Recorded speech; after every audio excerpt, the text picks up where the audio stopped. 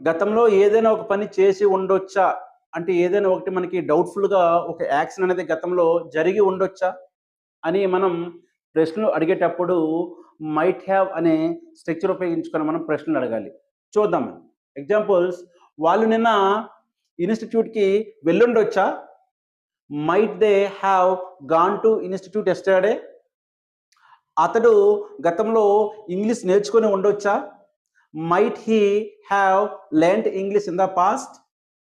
అదేవిధంగా ఆమె గతంలో హైదరాబాద్‌కి వచ్చుండొచ్చా? Might she have come to Hyderabad in the past? నిన్న అతను ఆ సినిమాని చూసుండొచ్చా? Might he have watched that film yesterday?